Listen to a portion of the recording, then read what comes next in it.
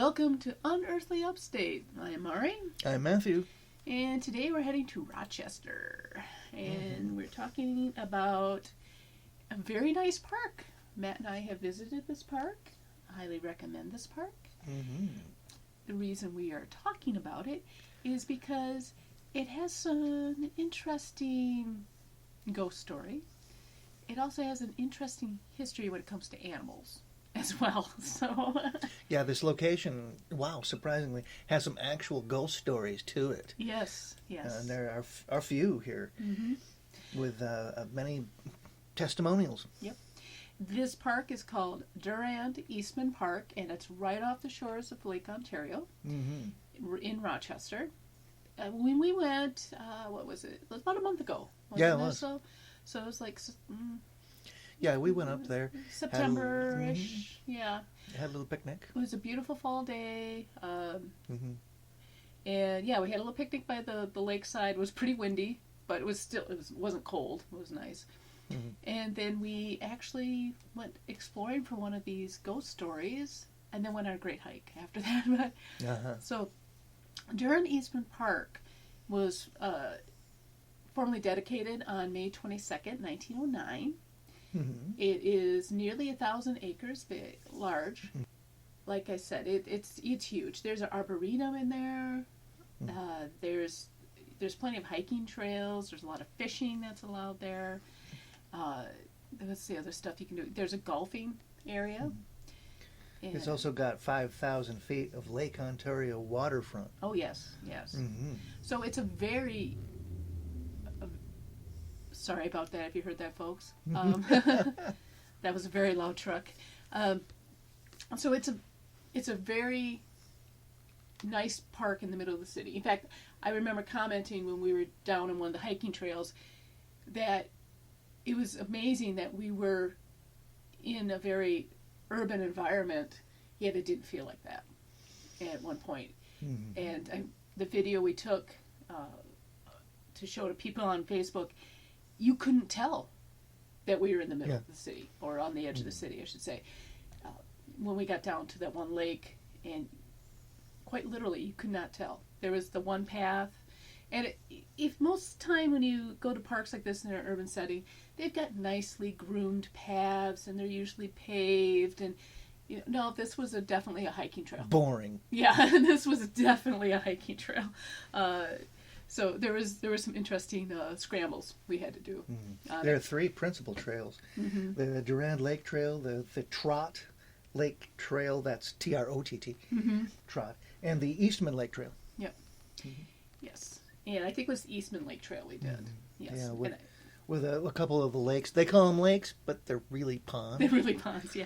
And at the time, they kind of stank. That one stank horribly. Oh, man. There were other hikers in the area, and this was one part of the trail that was actually on the road. Some hauntings are accompanied by smells and temperatures.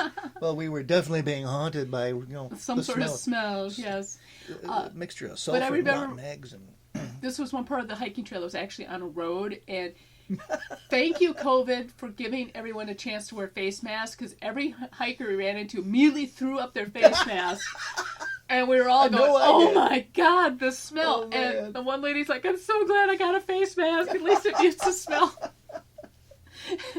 And we don't know why that one particular pond was reeking like that. But as soon as we got away from it, the smell cleared off. So make sure to Febreze the outside of whatever face covering of your choice you want to use before hitting the trail. I hope it was just something that had happened and it was just not typical. It's just ordinary decay. Yeah. Ordinary pond scum, I suppose. But we just decided after our picnic, we went across the street and we went to explore some ruins. Now, maybe you should describe these ruins to people. Yeah, it used to be a former restaurant. There was some kind of supper club or something like that. That had been established, during the 20s or something like that? Well, some people called it the concession stand. So when it was... maybe I should back up a little bit and explain how this park came to be. Mm-hmm. Okay, I and think then we're we'll getting talk a little about ahead these of ourselves. ruins. Yes. So Dr. Henry Durrand, he owned a summer camp Mm-hmm. there, and his friend George Eastman. Ooh, does that name sound familiar? Oh yeah, that's Eastman from Eastman Kodak fame. Yes, yes, one of the developers of photography. Right there in Rochester, New York. Yeah. So they realized there needed to be a park in Rochester. Mm-hmm. So they started to buy a bunch of farms around Durand's property. Well, and yeah. one of the reasons is he started to see industrialization coming in to that area. Mm-hmm. Yeah. And he did not want to see this beautiful part of Lake Ontario destroyed by factories, which was what was starting to happen. They would be buying out the farmers and putting a factory in its place. And he felt really bad about that. So him and Eastman got together and started buying out the farmers. But in this case, they turned the land over to Rochester and said it to be used as a public park forever. In perpetuity. In perpetuity. Oh, yes. And this gave the common citizen rights to nearly a mile of public beach and adjacent lands. Mm-hmm. So, and that's when the park was half its size. So since that time, it has doubled in size. Okay. The beach was much wider than it is today. Now the beach is. We didn't even go to the beach area, really. Mm-hmm. So I can't say how big the beach is now, but there were bathhouses built on the lakeshore, but in 1915, but in 1949 they had to remove them because the rising of the on Lake Ontario, which is still a problem today. Every spring we hear about more and more businesses, especially up around Oswego, that the lakefront is encroaching, and there's a lot of erosion happening, and these poor Well, as it does. Yeah, these poor a lot of these lakefront businesses are losing a lot of land. Like Mexico Park, Mexico Point Park, they've actually closed off sections of it because there's so much erosion. They don't want you falling into the lake because we you were there, think saw that. You're on solid ground when actually there's maybe only 6 inches of ground underneath you, and you got a 10-foot drop into the lake. So yeah. Yeah, Chimney Bluffs is the same way. Mm-hmm. Yeah, a lot of erosion and a lot of soft soil there. Right. Up in those high bluffs, and yes, you get to look at the bluff from the beach, and you look up where you were when you were walking along the bluffs, and yeah, there's like a 4-foot overhang, right, that you noticed that you were stepping on. That this is the kind of stuff that's giving way, falling down, towards the beach. And then you think, well, maybe I'll just walk a little further in. Right. I'll take the trail that's a little further away from the edge. I can still enjoy my hike. So, 6 years after the park was dedicated, I'm sorry, not 6 years, 3 years after the park was dedicated, Alexander Lamberton, who was the head of the Parks Commission, bankrolled a zoo to be opened there. Now, there is the Seneca Park Zoo still exists in Rochester. This was the Durmand Eastman Park Zoo. And it was basically buffalo, elk, deer, goats, anything with a hoof. It was mostly animals that were acclimatized to a temperate zone, and you wouldn't have to worry about housing exotic animals in the zoo and that sort of thing. And of course, it was constructed very much in the mold of the sort of zoo that existed, in the early 1900s. This zoo was open until 1962. Yes. And they still have remnants. There's a zoo road, really, that's the only really existence of it, though. But it does have a connection with the Seneca Park Zoo, and we'll discuss that at the end of this episode. Actually, the enclosures were what we'd call open enclosures now. They were just fencing. They really weren't kept in cages, and so that was kind of interesting. That was, I think, a newer idea at the time. I don't know if if this particular park pioneered that. It doesn't sound like it, but still small paddocks. They were small paddocks, but they were open.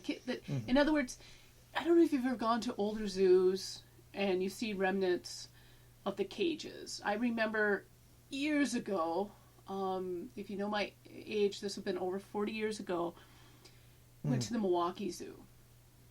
And I remember seeing the tiger in the cage pacing back and forth. And it was one of those old tiny cages where it was like concrete iron bars, 10 by 10 room. Oh my goodness. Horrible. And it was in the old building, and they had signs explaining that, until the new enclosures were built, they unfortunately had to keep the animals there. You gotta keep them somewhere. Yeah. So, but this is a nice thing that this Durmand Eastman Park Zoo, these were wider paddocks.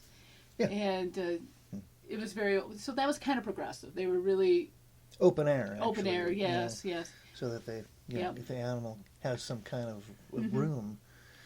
Yeah, and so probably the animals felt like they were in, like grazing land. They probably felt more like, like I said, their hoof stock, buffalo, elk, and things of that nature. So you just gave them big grazing areas, basically, is what it was.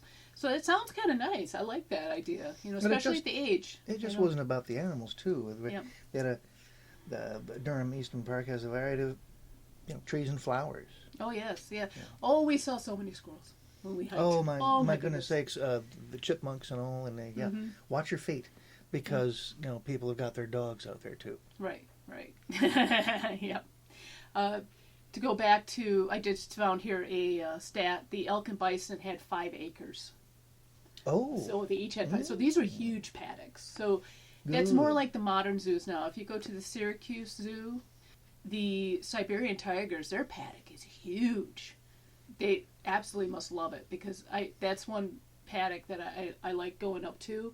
Because first of all, if you're lucky enough to find them, they're usually hiding. Yeah. But it's a huge paddock. Wait a minute now. Yep. The aforementioned Milwaukee Zoo, and we've also been to the zoo over in Minnesota as well. Yes. So, and these wide open spaces that they've constructed for the animals nowadays in the zoos, even though zoos have fallen out of favor, right, as a way of preserving, basically heirloom species. Yeah. The cats, the big cats, the large bovines like the buffaloes, and they had elephants there as well, and everything, every category of animal that they had there at the zoos, both those zoos seemed to have enough room, and weren't too claustrophobic. I mean, the pasture they had for the buffaloes in Milwaukee was basically their own range. Right. It's really big. The mindset of zoos and zookeeping has really changed over the last over the last century. Okay, and for the benefit of the animals. But anyway, they closed down that zoo. Yeah.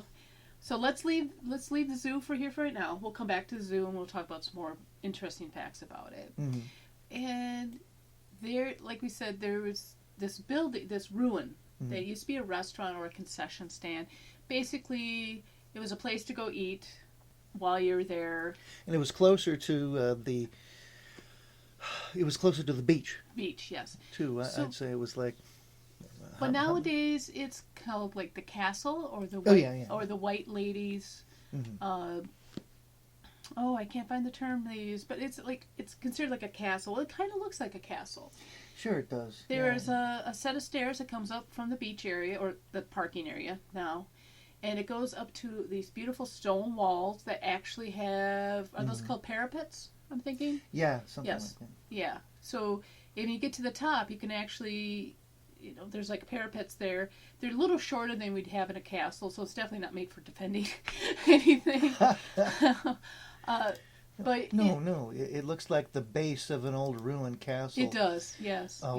With the base of the towers remaining, and then there's this retaining wall that makes it look like a castle wall with towers. And it's flanked by them. And I'm looking at the photographs right now that we took while we were there, and there's like the base of a castle tower on each end, and there's one in the middle. And there are other features to it as well that you can see where former the post holes and the joint holes for various parts of the structure, various parts of the framework still exist. Yep. And it's all done. The entire structure is done. It looks like with feldspar or field rock. Maybe that was, I don't know, put in there for decoration along the side of the wall. Producer Ori, can you please stop that? You're making a lot of noise. But it's very interesting.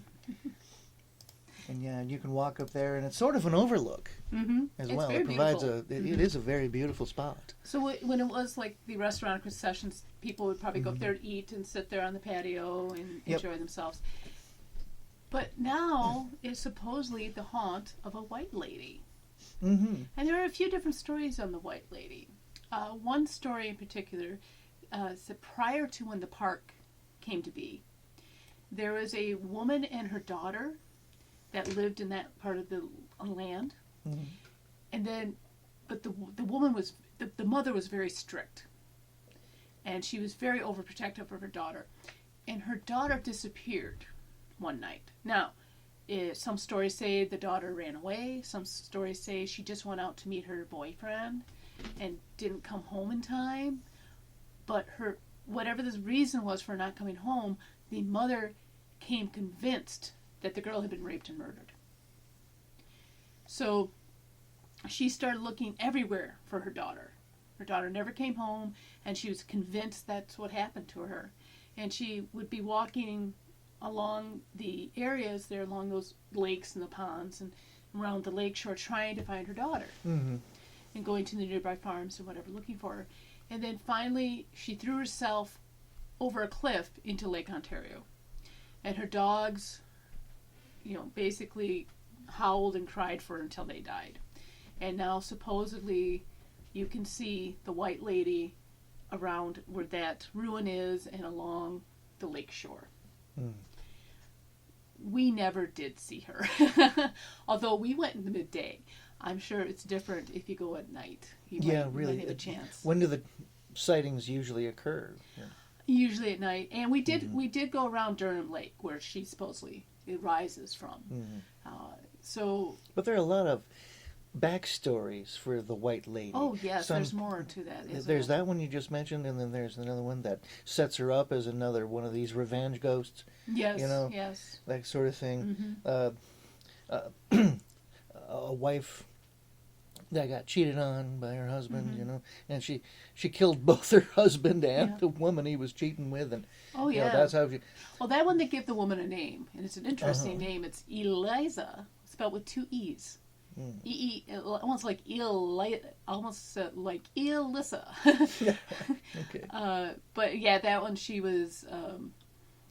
She hated men, so supposedly in this story she will haunt any man that comes in her area, because this hate for men is the reason why she forbade her daughter to go out with young men.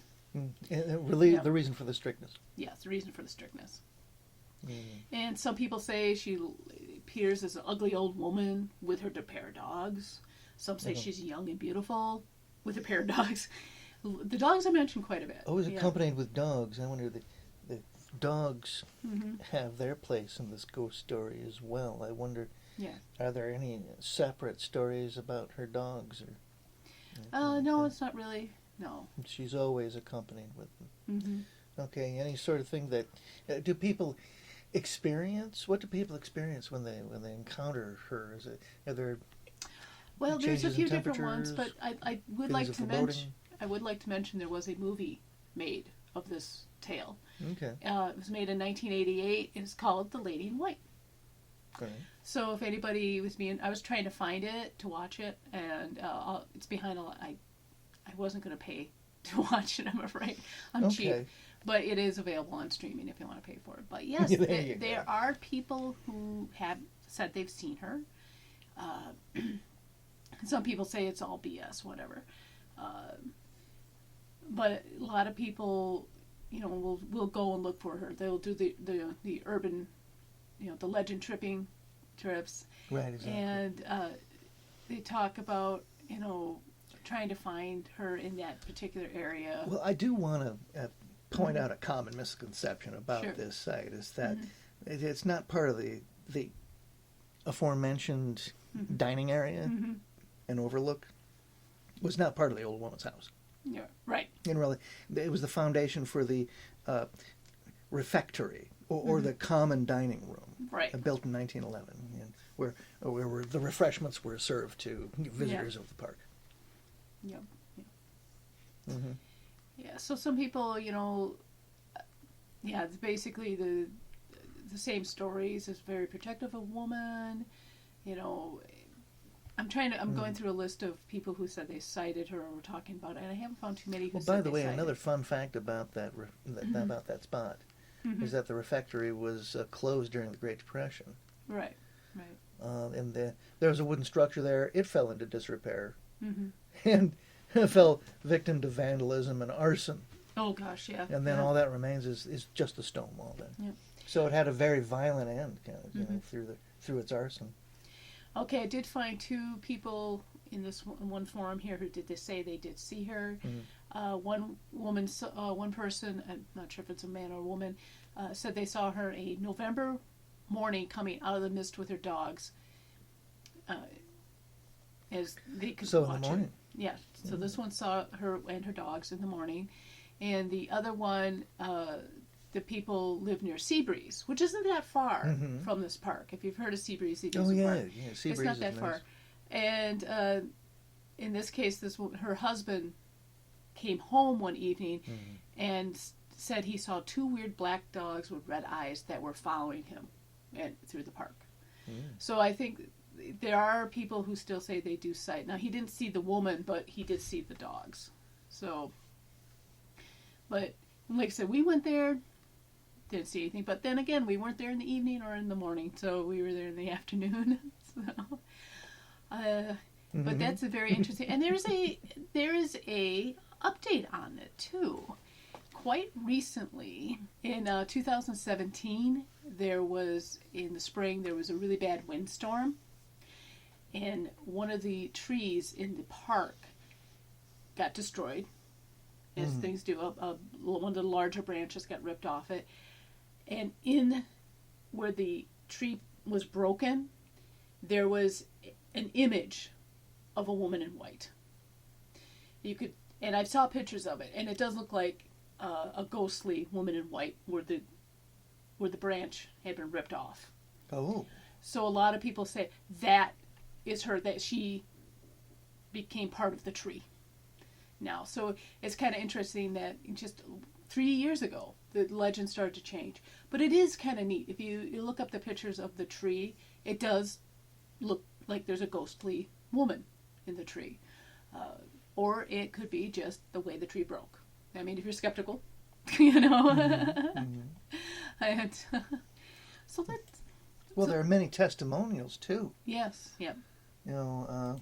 Besides those. There's like... I'm looking at the list here. That's like a dozen people. Yeah. Here. Yeah.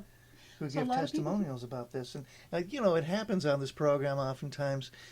We get a lot of history and a lot of stories surrounding a place, but not many testimonials. Right. And sightings. But this one is chock-a-block with Yeah, the one article I found, a lot of people commenting about either, I've never seen her, or a lot of them were like, that's where I found the two. One saw her in the morning, one saw her in the evening, or at least saw her dogs. So, but let's go back to the zoo, because there were some interesting things that happened at the zoo. Like I said, it was very popular. There was a very famous, and again, I apologize for that noise. I think we got a low-flying aircraft. Yeah, it is. I really wish we had a real studio. We wouldn't keep listening to this stuff. But anyway, they talk about these animals that made news at the time. In 1939, an American buffalo named Grandma passed away, and it made news. People were very upset that she had passed. Yeah. But eventually, in the 1960s, the zoo became too much to run, and the cages were the paddocks were being vandalized, so they had to close it. They were thinking about closing it, and then the beach became closed because of pollution in the area. And that's really sad, because the reason they bought all this land up originally, Durmand and Eastman, was to stop the industrialization of that area, and the industrialization still damaged part of it. And I do remember we did read some placards while we were there about how they were reclaiming the beach areas back from the pollution, and how it was finally starting to heal. So that took And there's a lot of news stories. In the past. There's one from 1959 about an elephant. Oh, but we're gonna hold off on the elephant one for a moment. I just wanted to whet your appetites. The elephant story needs its own little discussion.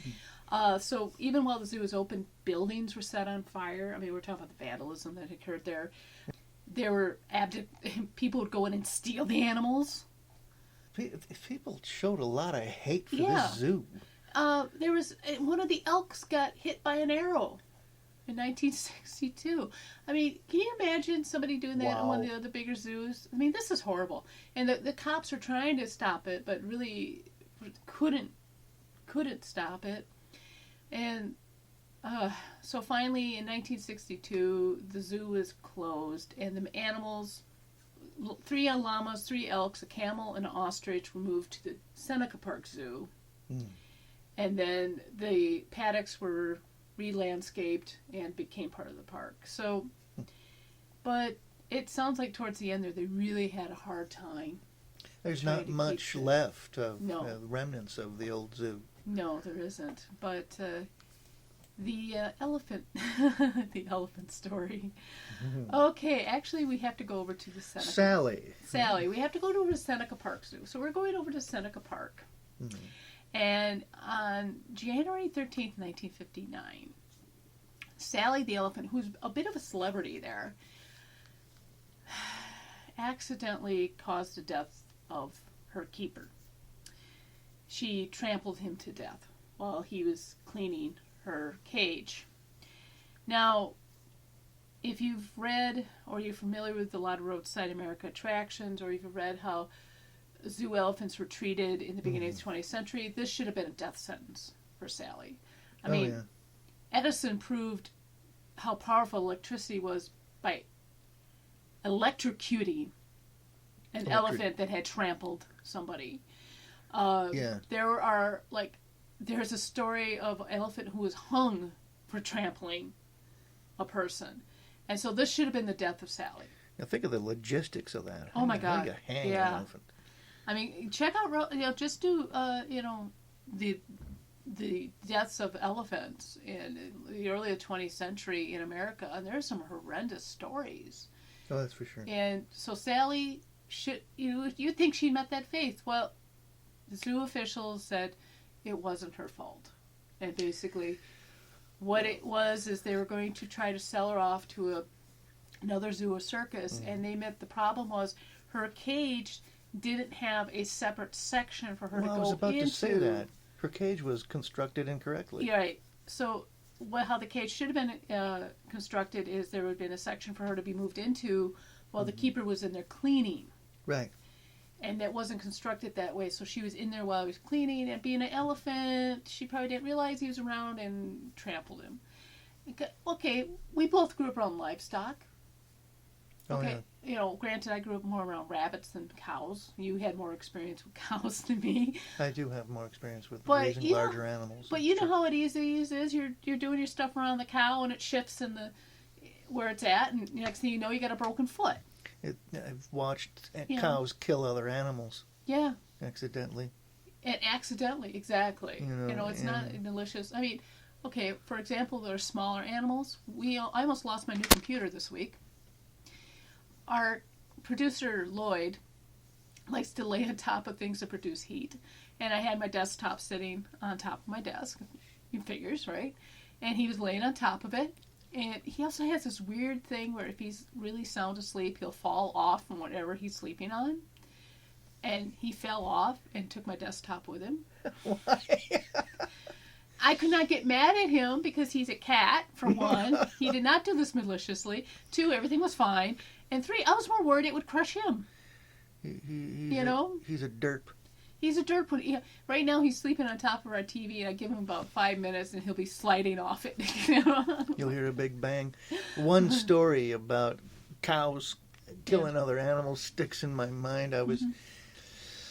We were preparing to get chores done. This was years back, when I was still in high school, and most of my other siblings were still on the farm, but I was taking over some of the principal chores, and one of these was milking our cow that we would use to gather milk for our own consumption. And getting this cow into its stanchion, it was being a cow. Right. And I was trying to get it where it was supposed to be in order to lock it into the stanchion and get it milked. My sister Liz's cat was enjoying some milk. Well, in a metal pan that had the handle broken off. One of those impromptu things you do. And anyway, I'm herding the cow into the stanchion. It stumbles around. It slips in its own crap, miscues with a hoof, and catches the cat's neck in between its hoof and the edge of the pan. Oh. And I watched it just behead this cat. Oh. Man. And Liz had just set the saucer of milk down for the kitty. Oh, the poor thing. Now here's the kicker. Liz, little mild-mannered Liz, she comes in. I don't even have to explain what happened. She harumphs for a moment. I can see the tears welling up in her eyes. No. She's so mad at this I cow. bet. And so she picks that dead cat up by the tail, and while the cow is locked in its stanchion, beats the hell out of it with the dead cat. No! Yes, she did. Oh my God! She picked that dead cat up by the tail and just beat that cow relentlessly with a dead cat. God. That's horrendous. Oh my God. I stood there in disbelief. She beat this cow with her dead cat. Oh my God. By the tail. Oh. Oh. Wow. Oh dear. Oh my goodness sakes. Oh dear. That was kind of a rough week. Oh my God. Don't worry. Anyway, Oh, okay. So please be careful of your small animals around bovines. Yes. And elephants. They just don't see where their feet are going. Yeah. And so it could have been with the case of this element circling it back up around the elephant. Yeah, because we have not finished the story of Sally yet. Yes. So it, could have been that she really couldn't see where her feet were going, and there goes the zookeeper. So, almost a year later, well, actually, about a year and a half, because it happened on July 4th, 1960, Sally slipped or jumped, but somehow ended up in the moat surrounding her, surrounding her paddock. It broke her leg and died. She might have committed suicide. Maybe she felt bad about stepping on her keeper, killing him. We know elephants are very intelligent, emotional creatures, but she died. And they immediately buried her. They took her from the Enclosure Park Zoo and buried her in the Durmand Eastman Park Zoo. In the park, in a hill somewhere there. Well, you'd think that'd be the end of it. They're like, oh my God, poor Sally, she died. After she was given a reprieve from accidentally killing her keeper. Well, a day after she died, 10 hours after she dies. She's been buried at this point. This professor says, hey, I'd really like to study your brain. So they send a bunch of people out to dig her out. They just buried her. They exhumed the body. Exhumed the body. The guy comes over there to get the brain. Oh, she's been dead too long. What a twat. So now she's reburied. Oh. Back in that hill. Now, I could not find... No, we couldn't. ...where this hill is in the park. And I could only find a couple mentions of her being buried in the park. But so I leave that to anyone who's listening from Rochester.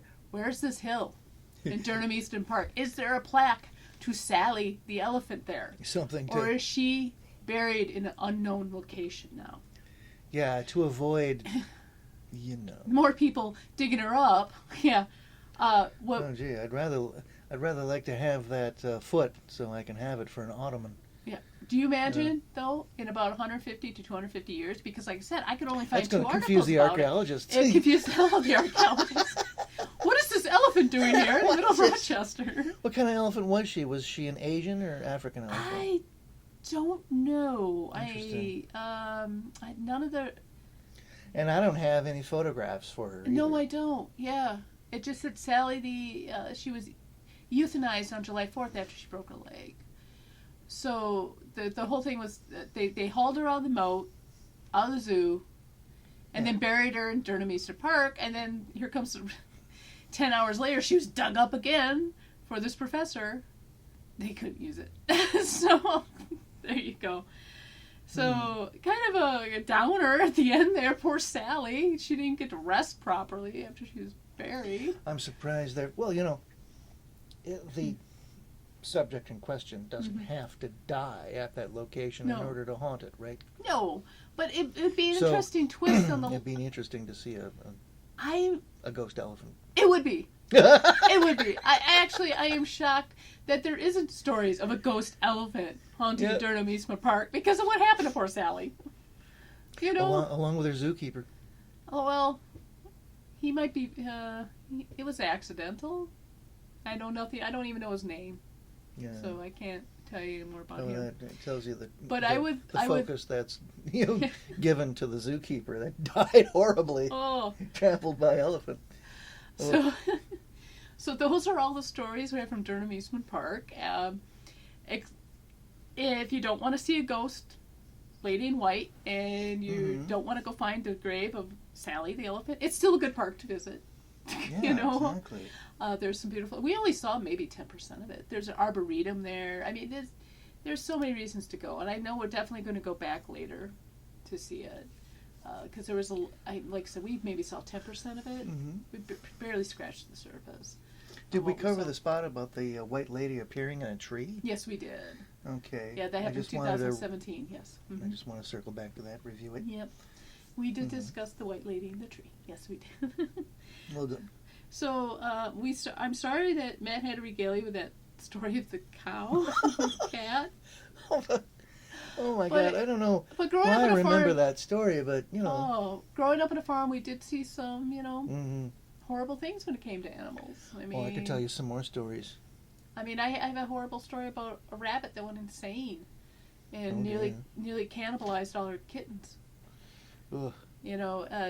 So growing up in the farm isn't all beauty and it's not laid back and nice and all the farm animals are really sweet pets. No, they're you can run into some real horrible things sometimes. Not when you're raising animals for food. Well, our rabbits we had the food rabbits, but they were mainly show rabbits. Mm-hmm. And okay, they were mainly show rabbits, and this was a show rabbit that went crazy and ate almost all her kittens. Ooh. So, yeah. Oh. Okay, I will have to finish that story because this story has a happy ending. We had a St. Bernard. Somehow, the St. Bernard was able to rescue one of the kittens that must have got thrown out of this doe's cage that went crazy. Carried it up to the porch, which was about 75 feet away from the cage.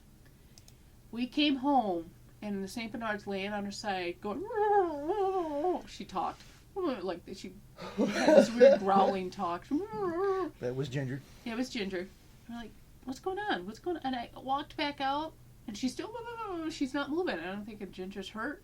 So I went down to check, and in her fur was the little baby rabbit, the kitten, as they're called. At that point, my mom discovered the horrible aftermath of the doe going crazy. The murder scene. That doe ended up dead by the end of the night, by the way. She wound up Hassenpfeffer? No, I don't even think we ate that one. Oh, really? Oh, it might have been something wrong. Yeah. Oh, best not to do that then. Yeah. Best not to consume animals that are, Right. We weren't sure if, she got distemper or something like that. So she was taken care of because we didn't want any communicable diseases to go through our rabbits. So before anybody gets squeamish about that, there was a reason we had to do that. This isn't a program for the squeamish or for vegans. No, we're going to be putting explicit on here for some of the discussions of animals. But anyway, that little kitten, the little bunny, I helped hand raise it. Next summer, it won me the best of show. Oh, that's at sweet. The county fair. It was one of our best bucks. So there's a happy ending to something that started horrible. Mm-hmm. And dealing with animals that go crazy or... Yeah, because that could have been due to a distemper, an infection of some kind or something like that. A lot of times, if they feel like they're being claustrophobic, they also kind of go nuts too. But we really couldn't take the risk of her. Right, exactly. Yeah. So we're sorry we had some horrible animal stories in here, but... Well, a lot of the subject was pretty horrible here for the Eastman Park. Yeah. Durmand Eastman Park Zoo. Oh my. Yeah, that's really sad how that ended with all the vandalism and animals being shot with arrows. Oh my, horribly. So. Wow. Okay, well. What gets into something? Well, I hope that doesn't dissuade anybody from not visiting. Anything. Oh, there he goes. There's Lloyd falling off the TV. We told you, Professor. I've been enjoying these seat of your pants recordings a lot more than our more sanitized. Especially when we have a cat that does. Studio style ones we used to do the previous. Yeah, especially with everything that's going on. Yeah. All right. Well, let's wrap this up. Okay, before Lloyd falls off the TV again. Yes. So thank you again for listening to our ghastly podcast. Bye. Thank you for listening to Unearthly Upstate. You can find us on Facebook, Twitter, Instagram, YouTube, Patreon, and on our webpage. We are also on Apple Podcasts, Spotify, Spreaker, Stitcher, Podbean, Google Podcasts, and CastBox. Please like, share, and review on your favorite platform. Unearthly Upstate is an Animator Liar production. The show is produced by Mari and Matt Manette, with purring provided by Honey and Lloyd. Research and writing by Mari Manette. Music is by Kevin MacLeod, licensed under Creative Commons Attribution 3.0 license.